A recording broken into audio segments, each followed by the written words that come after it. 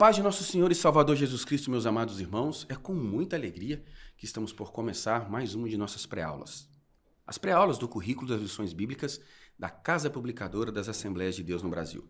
Estamos estudando nesse primeiro trimestre em defesa da fé cristã, combatendo as antigas heresias que se apresentam com nova aparência. E veremos hoje a lição de número 11, lição prevista a ser aplicada na manhã de domingo do dia 16 de março de 2025. E o nosso tema será: a salvação não é obra humana. E antes de nós adentrarmos nos comentários, na leitura dos textos bíblicos, gostaria de pedir a você que se inscreva em nossas redes da Assembleia de Deus Ministério Floresta. Curta esse vídeo, comenta aí embaixo, compartilhe nos seus grupos de WhatsApp de escola dominical, nos seus grupos de obreiros da igreja. Fazendo assim, você estará nos ajudando no engajamento e ajudando também a proclamar as boas novas de salvação. A salvação não é obra humana. Texto áureo: não pelas obras de justiça que houvéssemos feitos, mas, segundo a sua misericórdia, nos salvou pela lavagem da regeneração e da renovação do Espírito Santo. Tito capítulo 3, versículo de número 5. Verdade prática. A salvação é um ato da graça soberana de Deus pelo mérito de Jesus Cristo e não vem das obras humanas. A nossa leitura bíblica em classe, para você acompanhar, está na carta de Paulo aos Efésios, capítulo 2, até o versículo de número 10. Leiamos a palavra de Deus.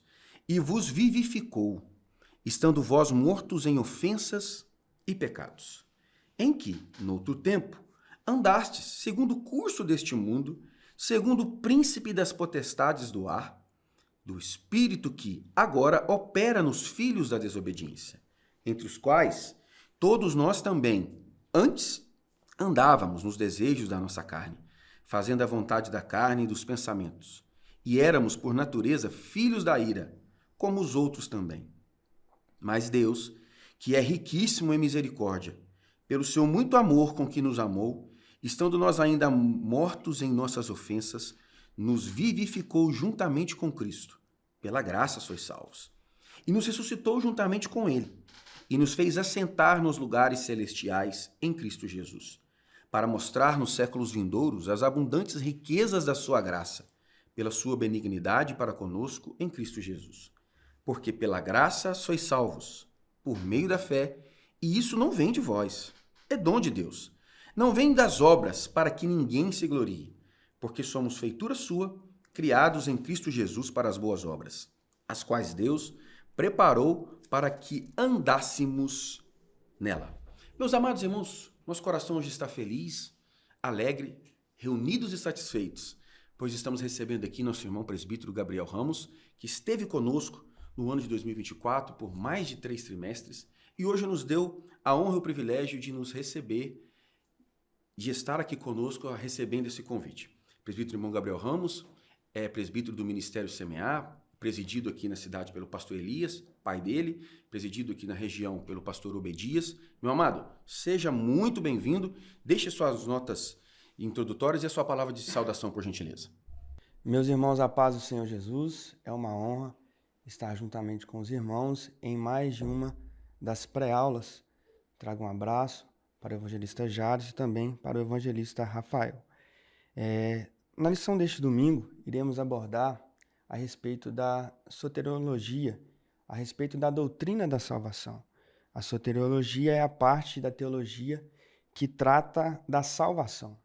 O discurso da soteriologia é o discurso sobre a redenção e sobre ou a salvação. A salvação somente é possível através do arrependimento. Sabemos que é o Espírito Santo que convence o homem do pecado. E nós sabemos que após o arrependimento vem o processo da regeneração e assim a santificação, e sem a santificação ninguém verá o Senhor. E através do arrependimento há uma mudança de mentalidade sobre o pecado e sobre Cristo. A salvação nos é revelada pela graça em Cristo Jesus, nosso Senhor. Evangelista Rafael. Meus irmãos, a paz do Senhor, alegria estar aqui mais uma vez para juntos estudarmos a palavra de Deus. Que Deus continue abençoando o presbítero irmão Gabriel, que está aqui cooperando conosco nesse dia, uma alegria. Meus irmãos, introdutoriamente, quero dizer que a salvação é um presente de Deus que nós não merecemos, que nos é dado por meio da graça de nosso Senhor Jesus Cristo. Um presente que para nós não custou nada, mas para Deus custou tudo. Custou o preço do sangue do seu Filho amado derramado na cruz do Calvário. E a única coisa que cabe a nós, seres humanos, é estender a mão por meio da fé e aceitar esse presente que nos é dado gratuitamente por meio da oferta do Evangelho. Pois Romanos 1,16 vai dizer que o Evangelho é o poder de Deus para a salvação de todo aquele que nele crê. Amados irmãos, de uma vez por todas, precisamos calibrar os nossos conceitos e a nossa fé, no sentido de admitirmos que não há nenhum mérito a ser partilhado, compartilhado ou dado a nenhum ser humano no que diz respeito à obra da salvação. A salvação é uma obra exclusiva do Deus Trino Todo-Poderoso, que na pessoa bendita do seu Filho Jesus Cristo morreu em nosso lugar e nos deu a condição de sermos chamados filhos de Deus. O que nos dirigirá na lição de hoje é o que está previsto aos Efésios capítulo 2, versículo 8. Porque pela graça sois salvos. Portanto, não resta nenhuma dúvida que se não fosse o favor ou o favorecimento que o Senhor nos deu, apesar de todos os nossos pesares, nós não estaríamos salvos. E eu não estou dizendo de um estado de história da nossa vida pregresso ao Evangelho. Eu estou falando de agora. Muito embora já estejamos batizados nas águas, batizados no Espírito Santo, muito embora nós hoje venhamos a exercer cargos e funções na igreja pela misericórdia do Senhor, se não fosse a graça do Senhor, hoje, nós não estaríamos salvos. Nós não tínhamos méritos antes de Cristo, nós não temos méritos depois de Cristo e nós não teremos méritos na salvação, porque somente para Ele, por Ele, seja dada toda a glória, em nome de Jesus. Meus amados, tópico de número 1. A salvação sob a graça de Deus, a descrição do estado espiritual humano. Presbítero irmão Gabriel. Na perspectiva de Efésios capítulo 2, nós observamos que todos, sem exceção, cometeram pecado. E nós observamos que isso só nos prova que sem Cristo nós temos uma natureza má. Segundo a escala absoluta de Deus, nenhuma pessoa está pronta para alcançar a salvação. Observe o versículo 1 e o versículo de número 2, de Efésios capítulo de número 2. Estando vós mortos em ofensas e pecados, somente unidos a uma perfeita vida em Cristo, podemos nos tornar agradáveis aos olhos de Deus. Observe o verso de número 3, que vai nos dizer, entre os quais todos nós também antes andávamos nos desejos da nossa carne, fazendo a vontade da carne e dos pensamentos. E éramos, por natureza, filhos da ira. A frase sob a ira de Deus, ou filhos da ira, estão se referindo àqueles que deverão receber a ira divina por causa da rejeição e não aceitar o sacrifício vicário na cruz do Calvário de Cristo Jesus. E sem esse reconhecimento, não há salvação, porque sabemos que é só em Cristo que existe salvação. Evangelista Rafael. Meus irmãos, o homem sem Deus, ele é completamente dominado pelas três fontes de pecado mencionadas em Efésios, no capítulo 2, verso 1 ao 3. Este homem sem Deus, ele anda no curso deste mundo, ele faz a vontade do príncipe das potestades do ar, o espírito que agora opera nos filhos da desobediência, uma referência ao diabo. E, por fim, ele anda nos desejos da sua carne. Portanto, o homem sem Deus, ele é escravo, ele está dominado pelo mundo, pelo diabo e pela carne. Como consequência, ele está morto espiritualmente em suas ofensas e pecados, ele é filho da ira, ele é destinado à ira. Mas se esse homem entregar sua vida a Jesus Cristo, ele recebe vida, e vida com abundância. Ele passa a ser filho de Deus, e não da ira mais, mas filho de Deus por meio da fé em Jesus Cristo, João capítulo 1, verso 12. E agora ele não recebe mais a influência das três fontes de pecado, mas ele recebe a influência da Trindade, do Pai, do Filho e do Espírito Santo, que o conduz a uma vida de santificação para morar no céu. O diagnóstico que o apóstolo Paulo dá da raça humana por conta da depravação total descrita na sua obra aos Romanos, capítulo 1, 2 e 3, em Efésios também é equivalentemente terrível.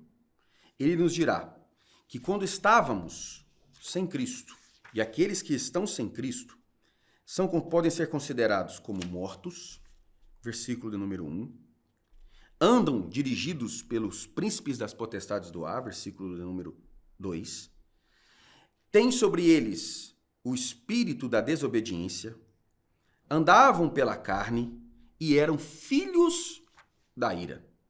A sentença, portanto, que o apóstolo Paulo observa ao nosso respeito e a respeito dos perdidos é que o homem, sem a intervenção objetiva de Deus, ele é incapaz de chegar a duas conclusões. Primeiro, o seu estado de pecaminosidade.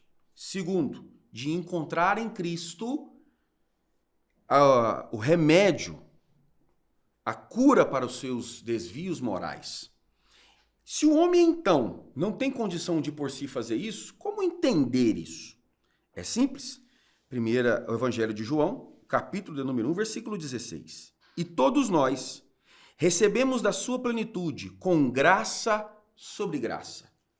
A graça que salva, ela é antecedida pela graça que capacita o pecador a entender essas duas conclusões. Ou seja, antes do indivíduo ser alcançado por um estado de graça ou favorecimento que o tira da perdição, ele é alcançado por um estado de graça que nós chamamos de graça preveniente, que é a capacitação que Deus dá ao perdido pecador de entender quem ele é e o que Jesus pode fazer na vida dele.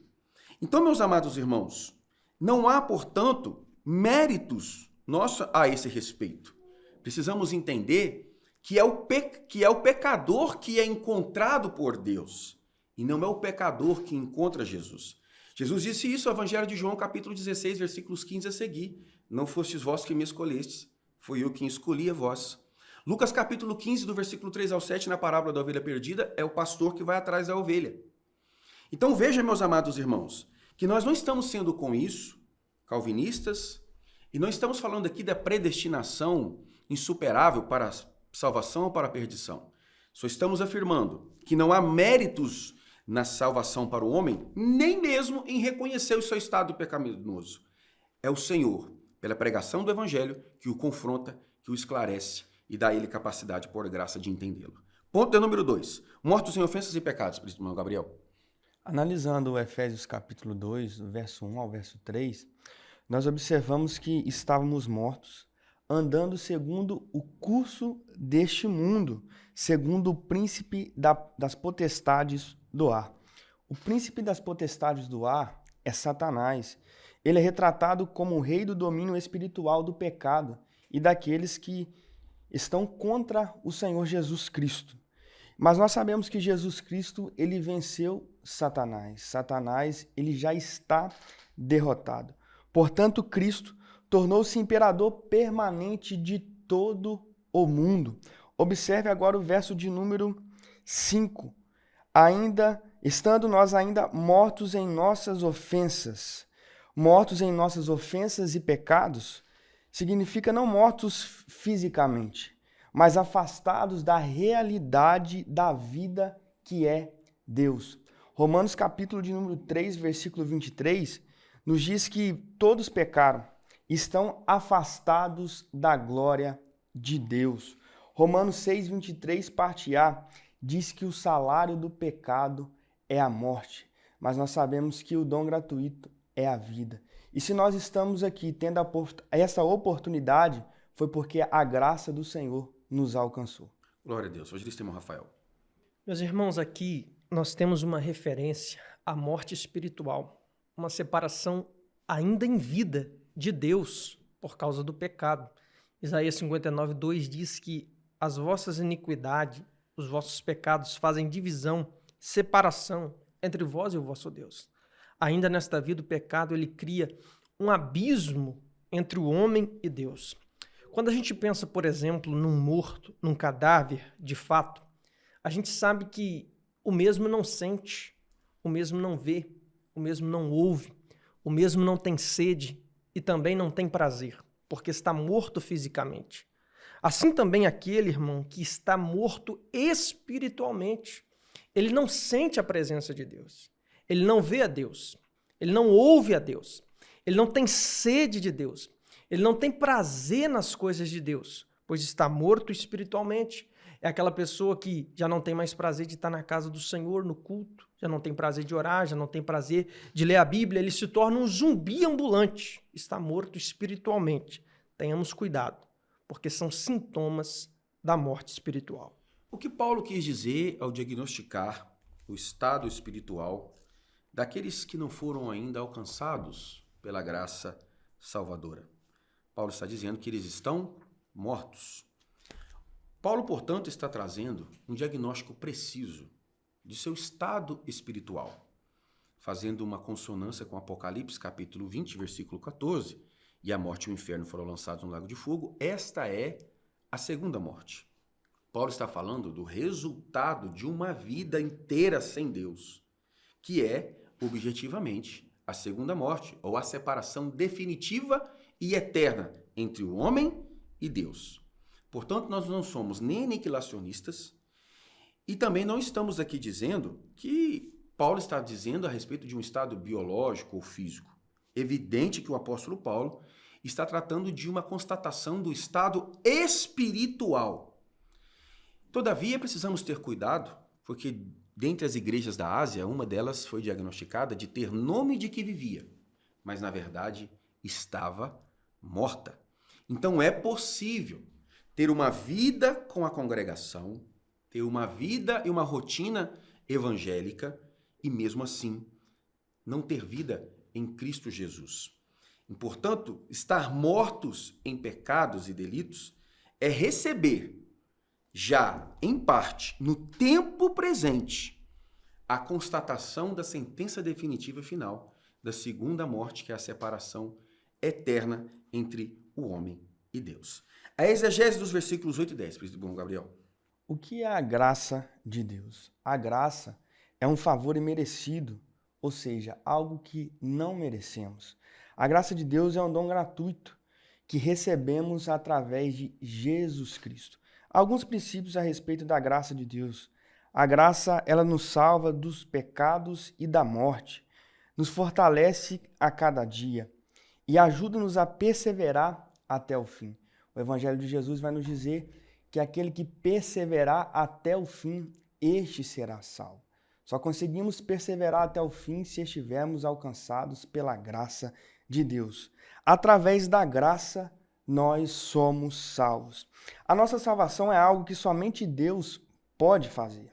Ela é o resultado da sua obra criativa em nós, sem mérito nenhum do ser humano. Observa que a graça e a fé são conceitos intimamente ligados.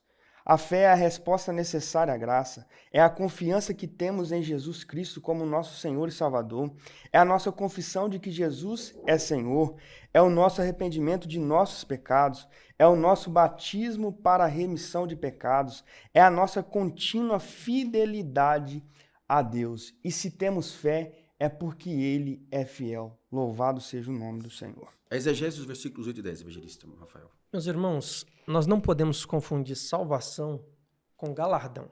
Efésios 2,8 diz claramente: pela graça somos salvos por meio da fé, não vem de nós, é dom de Deus, não vem das obras para que ninguém se glorie. Não há mérito humano na salvação. A salvação não é pelas obras. As obras não são causa de salvação para ninguém. As boas obras são uma consequência na vida daquele que já foi salvo pela graça de Deus. Agora, o galardão, esse sim. O galardão é a recompensa dos salvos na eternidade. E o galardão vai avaliar justamente as nossas obras, os nossos frutos. Jesus disse em Mateus 13:8 que uma parte da semente cai em boa terra, que representa a reação positiva do coração humano à palavra de Deus, aquele que ouve e entende. E Jesus disse que deu fruto, 30 por 1, 60 por 1 e 100 por 1. Porque todo aquele que ouve a palavra de Deus entende, ele consequentemente vai gerar boas obras, vai produzir bons frutos. Uns vão produzir mais, outros vão produzir menos. Mas o importante não é a quantidade que você faz para Deus. O importante é a qualidade do que você faz para Deus. Porque as tuas obras, sim, vão contabilizar para o seu galardão. Pois Jesus disse em Apocalipse 22:12, eis que cedo venho, e o meu galardão está comigo para dar a cada um segundo a sua obra. Meus amados irmãos, o texto bíblico apontado como base de nossa lição, ou da presente lição, é muito categórico. No 2:8, Paulo diz, porque pela graça sois salvos. No 2:9 ele diz, a salvação não vem pelas obras. Precisamos estabelecer essa divisa, essa baliza da nossa fé de uma vez por todas. Porque o que passa disso é legalismo. E nós não estamos aqui querendo dizer com isso, e nem propor nenhum tipo de mudança em uso, em costume, em liturgia, em visão tradicional de nenhuma igreja. Isso falando para dentro aqui do aspecto denominacional assembleiano. Apesar de toda a nossa compreensão de estilo de vida que acreditamos que temos que ter, precisamos partir do pressuposto que não é o que a gente faz, o que a gente fez, ou o que a gente fará, que nos garante a salvação e a vida eterna. Tudo o que precisávamos para sermos salvos foi feito por Jesus. O que nós fazemos tão somente é nos rendermos a essa graça, aceitando esse chamado. É a única coisa que nós podemos fazer. As nossas boas obras, a santificação, seja pelo aspecto progressivo, seja pelo aspecto posicional, a santificação nada mais é do que os frutos, do que os resultados práticos do que essa salvação gerou em nós. A roupa que agora usamos, a maneira que agora falamos, os hábitos que admitimos e praticamos, os lugares onde vamos, as pessoas com quem convivemos, a maneira como nós educamos os nossos filhos, a forma como votamos, a nossa declaração política, nada disso é causa da nossa salvação. Pode ser o produto, o resultado. Agora não é a causa. Nós não somos salvos porque votamos na direita ou na esquerda. Nós não somos salvos porque dizimamos ou porque não dizimamos. Nós não somos salvos porque usamos isso ou aquilo. Nós somos salvos, não por uma prática. Nós somos salvos por uma pessoa bendita e maravilhosa, que é o nosso Senhor e Salvador Jesus Cristo, que opera em nós, pela lavagem da palavra, a mudança de vida, a mudança de comportamento e a alteração de hábitos. Portanto, não há mérito nosso. O mérito da salvação é único e exclusivo do crucificado que ressuscitou ao terceiro dia. Ponto de número 2. Soteriologias inadequadas na antiguidade. Primeiro ponto, os reencarnacionistas. Quase não saiu, mas saiu. Acredita, irmão Gabriel? O reencarnacionismo é a crença de que a alma humana é eterna e pode reencarnar em outro corpo após a morte. Observe um versículo bíblico para você refutar esse pensamento. Hebreus capítulo 9, versículo 27. E como aos homens está ordenado morrerem uma vez, vindo depois disso, segue o juízo.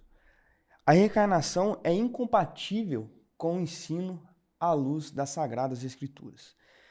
Observando que a reencarnação não é o mesmo que ressurreição. Os mortos em Cristo ressuscitarão primeiro. Observe a primeira epístola de Paulo aos Tessalonicenses, capítulo 4, versículo 16. Todos os crentes que viveram em todas as épocas estarão reunidos na presença de Deus. E o texto de 1 Tessalonicenses, capítulo 4, vai nos dizer que nós, o que fomos arrebatados vivos, encontraremos juntos com Cristo nos ares. E nós observamos que os ímpios que morreram, eles também vão acordar, mas para o juízo eterno, para serem julgados, para o desprezo eterno. Observe Apocalipse capítulo 20, versículo de número 12, Ou seja, não existe reencarnação, não existe também purgatório. Morreu, segue-se o juízo. Ou seja, só vamos acordar uma vez para encontrarmos com Cristo nos ares ou aqueles que morrerem sem Cristo para o juízo eterno. Não existe reencarnação, não existe você morrer e voltar para um corpo após a morte. Vigilista Rafael. Meus irmãos, segundo a falsa doutrina da reencarnação, o ser humano é capaz de alcançar o karma, a salvação definitiva, a perfeição, através de um ciclo gigantesco e constante de morte física e renascimento da alma em outro corpo. Existem segmentos dessa linha de pensamento que acredita que a alma pode reencarnar em outro corpo de uma pessoa, e existem aqueles que vão além e acreditam que a alma pode até reencarnar em um corpo animal. Como já citado pelo presbítero Gabriel, Hebreus 9:27 joga por terra essa falsa doutrina. E este texto nos revela pelo menos 3 verdades sobre a morte. Primeiro, a morte não é uma opção. Ao homem está ordenado morrer. Querendo ou não, vai morrer. A segunda verdade é que a morte é algo único. Ao homem está ordenado morrer uma só vez. Portanto, cai por terra a heresia reencarnacionista, que vai dizer que a pessoa morre e renasce num ciclo gigantesco e constante. E por fim, a morte, ela não é o fim, porque após a morte segue-se o juízo. A morte sela o destino da alma para sempre. Quem morre perdido estará eternamente perdido, mas quem morre salvo estará eternamente salvo. Glorificado para sempre seja o nome do Senhor. Os reencarnacionistas vão dizer que os espíritos ou as almas dos seres humanos passam por processos constantes de evolução e melhoramento, onde o indivíduo, em diversas vidas subsequentes, recebe a punição do que fez em vidas passadas na vida presente. E a reencarnação nada mais tem do que o propósito de aperfeiçoar esse indivíduo. Ou seja, de forma clara e objetiva, essa nefasta doutrina vai nos dizer que a salvação é pelas obras. Primeiro, a Bíblia deixa claro que cabe ao homem, está ordenado ao homem morrer uma única só vez. A boa exegese vai nos informar que você precisa ter mais de um texto para fazer ou construir uma doutrina. E existem diversos outros textos que sugerem e dizem exatamente o mesmo. Mas o texto de Hebreus 9:27 é tão categórico que, por si, nós já podemos abandonar essa teoria reencarnacionista. Porque a existência do homem em espírito, alma e corpo é uma única só vez. Portanto, não há que se falar em reencarnação em outros corpos humanos, nem em corpos de animais. Imagine um indivíduo reencarnando num burro. Em algumas situações, parece até sugerir que isso é verdade, mas não é verdade. A Bíblia rejeita e afasta essa doutrina completamente. Portanto, precisamos entender que a Bíblia afasta essa doutrina e depois já compreendemos que a salvação é por Cristo. Não é pelo meu autoaperfeiçoamento, não é por chegar a um nível de credibilidade que eu vou ser salvo. Eu vou ser salvo porque eu me rendo a Ele, reconhecendo que sou um pecador e que preciso do favor dele para me salvar em nome de Jesus. Ponto 2. Os galacionistas, presbítero irmão Gabriel.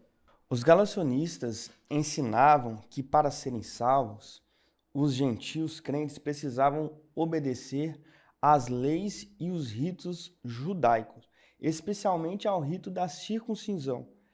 A fé não era suficiente. Só existe uma maneira de alcançarmos o perdão de Deus, que é crendo em Jesus Cristo como nosso Senhor e nosso Salvador. Nenhuma outra pessoa, ou nenhum outro meio, ou nenhum rito irá nos levar e poderá nos dar a vida eterna, somente através de Cristo Jesus. Tenham cuidado com as pessoas quando dizem que precisamos mais do que uma simples fé em Cristo para sermos salvos. Porque existem pessoas que querem criar atalhos, que querem criar outros caminhos. E nós observamos no Evangelho de Jesus Cristo, a qual escreveu João, ele vai dizer que ele é o caminho e ninguém vem ao Pai senão por ele. Quando elas estabelecem requisitos a mais, adicionais para a salvação, estão negando o poder do sacrifício vicário na cruz do Calvário de Cristo Jesus. Evangelista Rafael. Meus irmãos, o legalismo, ele busca acrescentar obras da lei ao sacrifício de Cristo, tais como a guarda do sábado, a prática da circuncisão, o calendário festivo judaico, a dieta alimentar judaica, como se a morte de Cristo não fosse suficiente para salvar. Isso é um engano, isso é um equívoco. 1 Coríntios 15, verso 3, diz que Cristo morreu pelos nossos pecados, segundo as Escrituras. 1 Timóteo 1,15, Paulo vai dizer, esta palavra é fiel e digna de toda aceitação, que Cristo veio ao mundo para salvar os pecadores, e Paulo diz, eu sou um dos principais. Eu gosto muito da versão de Nelson, de Tito, capítulo 2, verso 11, onde ele vai dizer que a graça de Deus se há manifestado, trazendo a oportunidade de salvação para todos os homens. Portanto, meus irmãos, nenhuma obra da lei precisa ser praticada para a salvação. Gálatas 3, verso 13 vai nos dizer que Deus nos resgatou, Cristo nos resgatou da maldição da lei. Romanos 10, 4 diz que o fim da lei é Cristo, para a justiça de todo aquele que crê. Gálatas 2,16 vai dizer claramente que pelas obras da lei, nenhuma carne seria justificada. Encerrando minhas palavras, eu me lembro aqui de uma palavra dura do apóstolo Paulo nessa questão. Ele diz em Gálatas 5, verso 4, separados estáis de Cristo, vós que vos justificais pela lei, da graça tendes caído. Meus amados irmãos, quando nós estudamos lá no seminário o módulo Seitas e Heresias, dentre muitos aspectos que diferenciamos uma denominação cristã de uma seita, por praticar uma heresia, está exatamente o fato de muitas delas terem em comum de acrescentar algo que a Bíblia nos diz, ou de tirar algo. Os legalistas geralmente não tiram, mas acrescentam.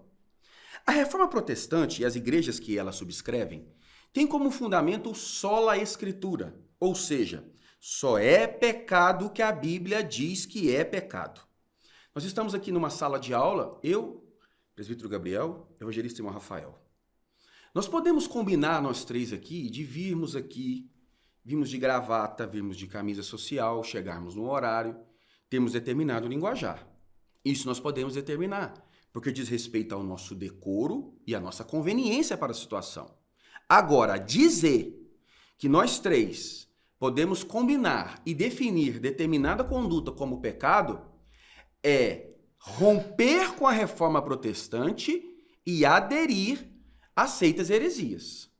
Porque o que as seitas e heresias têm em comum é ter um livro, um regimento, um estatuto, seja qual for lá o nome que é dado, que pede equiparação com a Bíblia Sagrada. Então os mormons têm os livros dos mormons, o Testemunho de Jeová tem as revelações de Ellen White, a Igreja Católica tem a tradição do magistério cristão, e nós, protestantes, o que nós temos? A Bíblia. E tão somente a Bíblia. Atos 15:1. Então alguns que tinham descido a Judéia ensinavam assim aos irmãos: se não vos circuncidades conforme os de Moisés, não podeis salvar-vos. Gálatas capítulo 1, versículos 6 e 7. Maravilho-me de que tão depressa passasseis daquele que vos chamou a graça de Cristo para outro evangelho, o qual não é outro, mas há alguns que vos inquietam e querem transformar o evangelho de Cristo. Então, de uma vez por todas, que nós venhamos rechaçar o pensamento legalista, sob a ótica de que a Bíblia tem o suficiente daquilo que nós precisamos, e a obra de Cristo é o suficiente daquilo que nós necessitamos para a nossa salvação.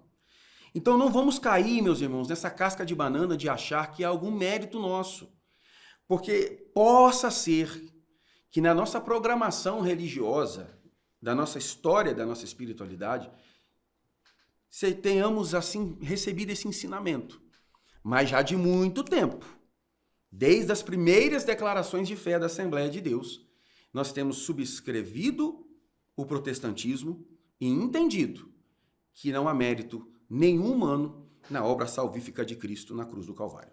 Ponto 3, os gnósticos, presbítero Gabriel. Os gnósticos eram um grupo religioso que surgiu no século I, acreditando que a salvação era alcançada através do conhecimento secreto.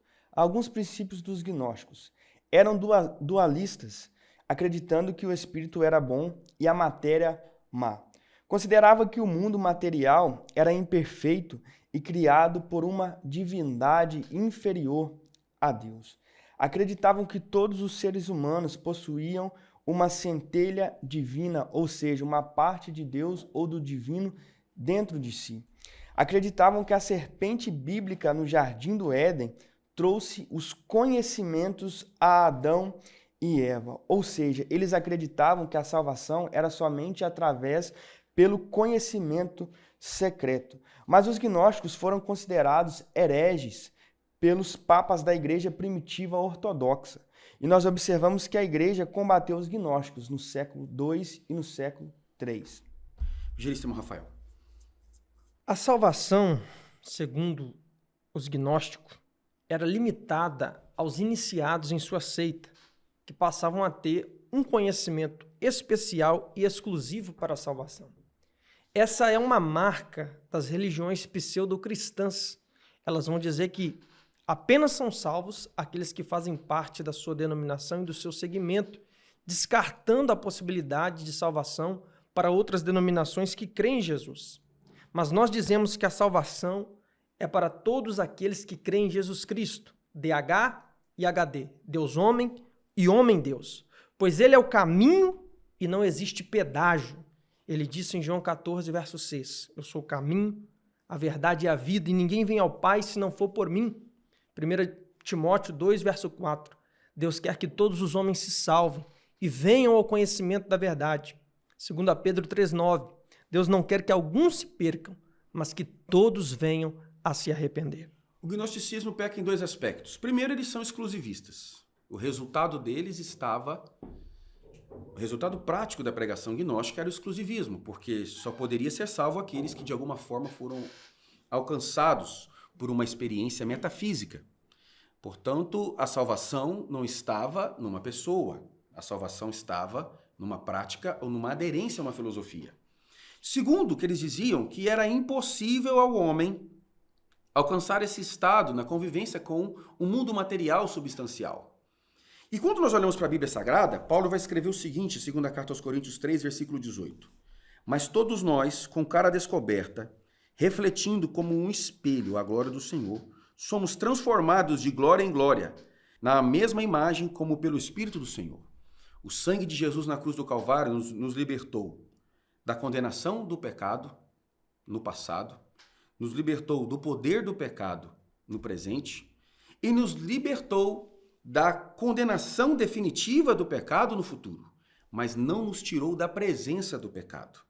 É por isso que a salvação, na perspectiva progressiva, na manifestação da santidade, ela precisa ser, na santidade progressiva, aperfeiçoada. Portanto, quando nós aceitamos a Jesus como Salvador, assim chamamos, quando o Senhor nos propõe e nos ingressa no rol dos salvos, nós somos santificados posicionalmente, mas a gente vem para o reino de Deus com uma série de maus hábitos. E é na prática diária, na liturgia cristã semanal, na oração da leitura da palavra de Deus, que nós vamos aperfeiçoando, sendo transformados de glória em glória. Portanto, nós rechaçamos o gnosticismo, primeiro, por serem exclusivistas, pensando que a salvação não está numa pessoa, mas na aderência a uma filosofia, e nós não podemos cair nesse erro de achar que só é salvo os crentes da Assembleia de Deus.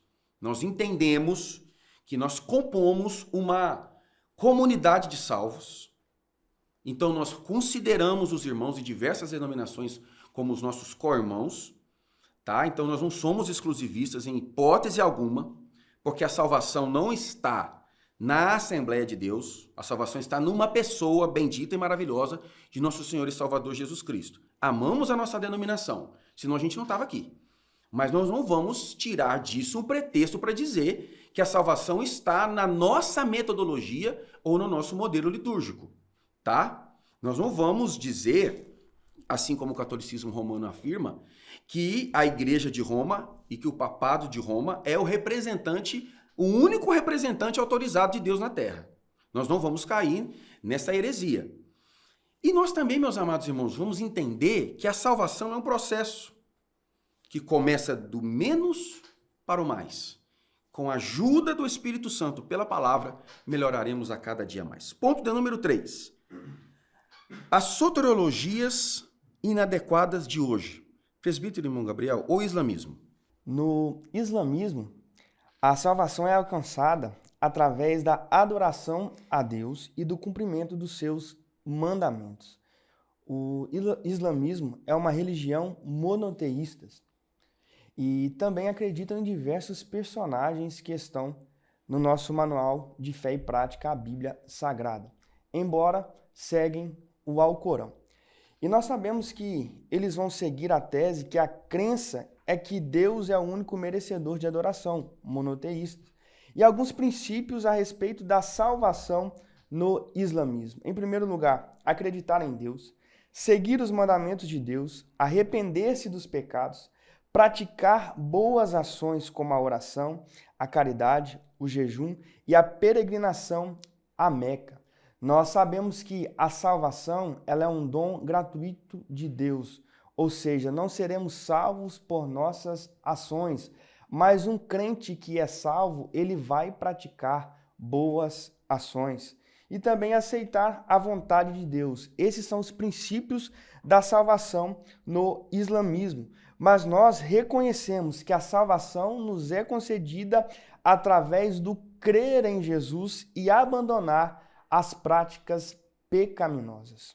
Evangelista irmão Rafael. Meus irmãos, a salvação ela não pode ser pelas obras, tal como ensina o islamismo. O texto áureo da nossa lição vai nos dizer que não é pelas obras de justiça que temos feito, mas pela misericórdia de Deus somos salvos. A nossa justiça não pode satisfazer a justiça de Deus.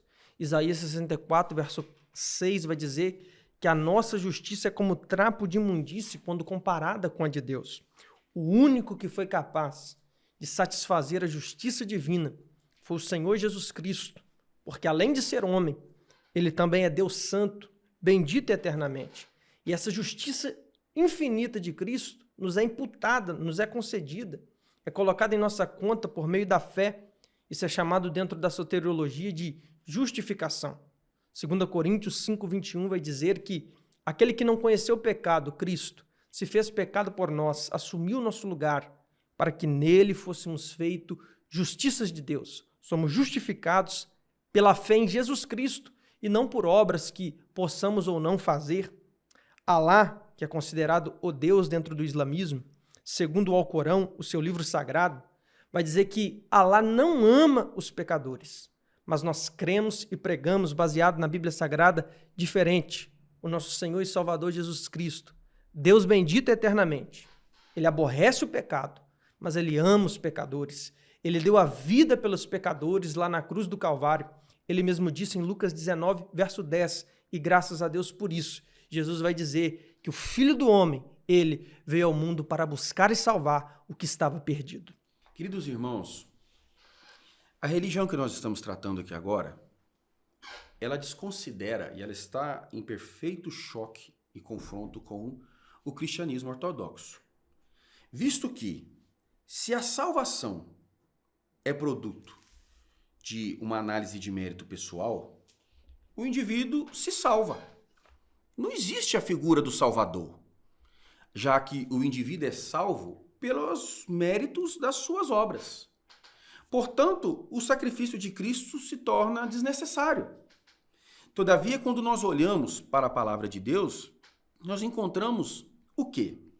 Nós encontramos um Deus que está disposto a amar, a perdoar, a conviver e a se relacionar com o mais vil pecador.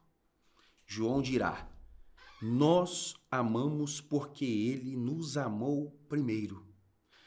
Antes do que qualquer gesto de piedade, antes do que qualquer gesto de carinho, antes do que qualquer manifestação de reciprocidade, o amor de Deus ao nosso favor já havia se manifestado de maneira plena e suficiente. Do ponto de vista filosófico e lógico, isso não faz nenhum sentido. Nenhum sentido. E é por isso que nós somos salvos exatamente pela graça. E nós nos rendemos a essa graça. Mas isso não significa que nós vamos viver uma vida de qualquer maneira. Mateus capítulo 5, versículo 16, Jesus chega à seguinte constatação: assim resplandeça a vossa luz diante dos homens, para que vejam as vossas boas obras e glorifiquem a vosso Pai que está nos céus. Conseguiram entender o propósito educativo das boas obras ou da santificação? A santificação não muda nada em Deus. A santificação não faz... Deus não é beneficiado em nada com a santificação, porque ele é perfeito, eterno, e ele não precisa de nada dessas coisas.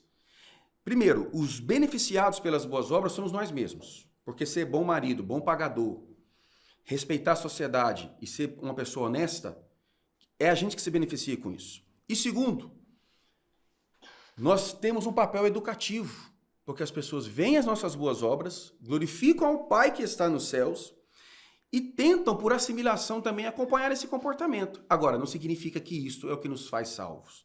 Eu repito, não somos salvos por uma teoria, não somos salvos por uma instituição e não somos salvos por uma filosofia.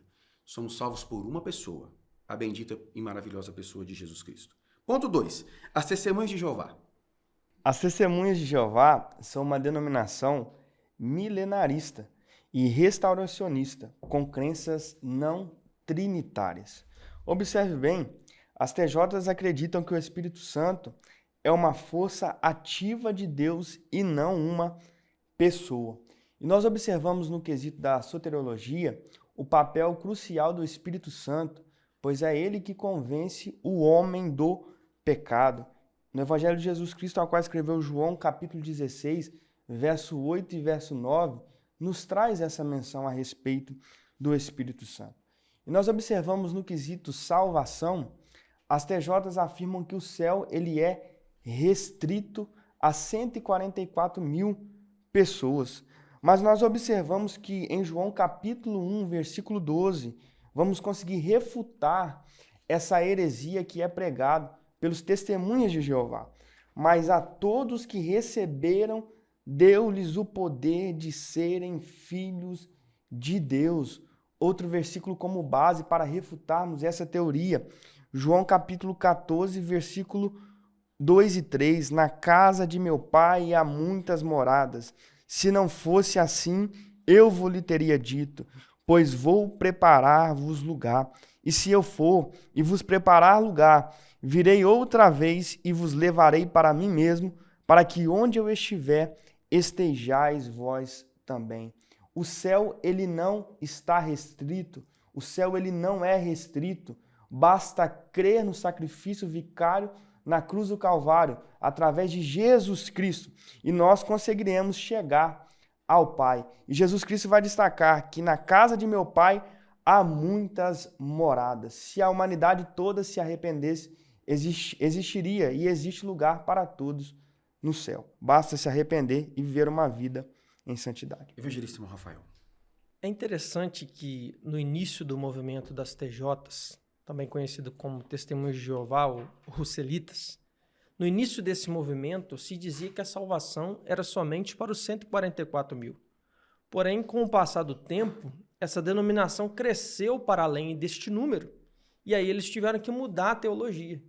E passaram então a dizer que os 144 mil são os ungidos que herdarão o céu, e a grande multidão, que também é mencionada no mesmo capítulo 7 de Apocalipse, seria aqueles que vão herdar a terra. Meus queridos, primeiramente temos que ter em mente, o texto é claro, ainda que não tenhamos um conhecimento exato de como que a profecia referente aos 144 mil vai se cumprir, todavia o texto de Apocalipse 7 vai nos dizer que se trata de Israel, se trata de judeus, 12 mil de cada tribo. E quanto à grande multidão, também mencionada no capítulo 7, verso 14, o texto diz que são os que vieram de grande tribulação, aqueles que pela misericórdia de Deus ainda serão salvos na grande tribulação, mesmo que tenham que ser martirizados, mesmo que tenham que dar sua vida por isso.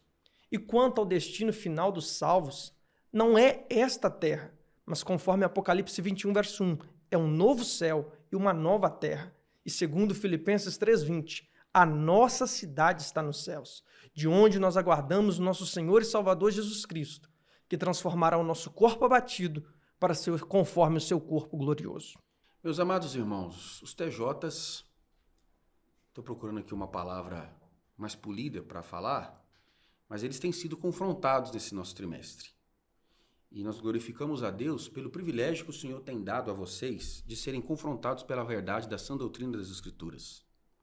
Dito com excelência tudo que foi dito pelos meus companheiros aqui nessa aula, no decorrer do trimestre vimos que essa nefasta seita nega a divindade de Jesus como Deus, em equivalência ao Pai, nega a existência do Espírito Santo como um Deus, como uma pessoa em equivalência ao Pai ou Filho, nega a existência da Trindade, são exclusivistas, não são protestantes porque não aderem ao solo Escritura, existem outras literaturas com grau de equivalência à Bíblia Sagrada, e por fim agora são limitadores da expiação de Cristo, já que a salvação ela está restrita aos 144 mil selados, que são esses únicos que vão conhecer o Senhor no céu na eternidade.